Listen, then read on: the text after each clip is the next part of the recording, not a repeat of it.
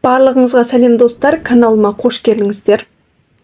Бүгін сіздерге өте дәмді, оңай жасалатын котлеттің жасалу жолын ұсынамын. Алғашқы рет жасағаннан сәтті шығады. Құрамына жұмыртқа және сүт қосылмай жасалады. Менің отбасыма өте қатты ұнады, сіздерге де ұнайтынына сенімдімін. Дәмі тіл үйіретін котлеттерді сіз де жасап көріңіз.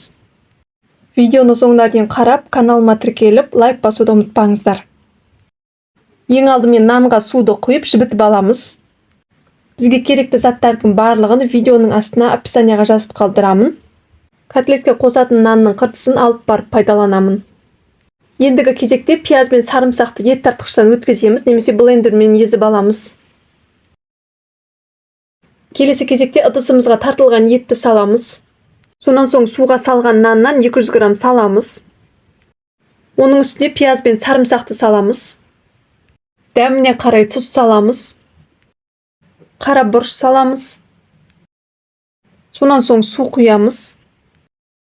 Барлығын қолымызбен жақсылап араластырамыз. Менің каналыма тіркелмеген болсаңыздар, тіркеліп қойыңыздар. Алда бұйырса көптеген тағамдардың жасалу жолдарын салатын боламын.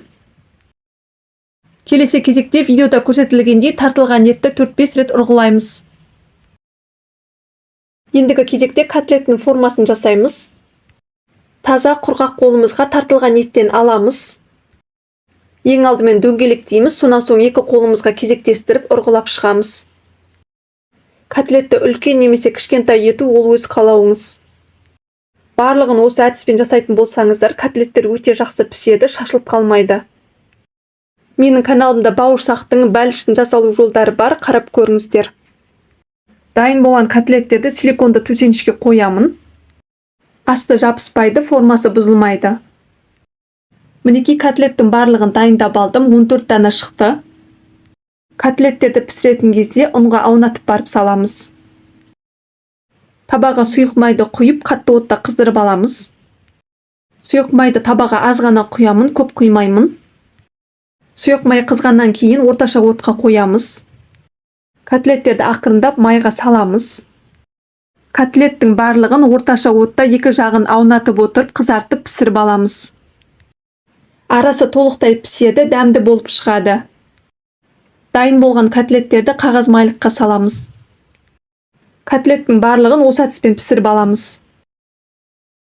Мінекей достар, өте дәмді, жылдам дайындалатын котлеттеріміз дайын. Алғашқы рет жасағаннан сәтті шығады. Гарнирге қалауыңызша картоп пюресін, күріш немесе гречкамен ұсынсаңыздар болады. Менің отбасыма өте қатты ұнады, сіздерге де ұнайтынына сенімдімін.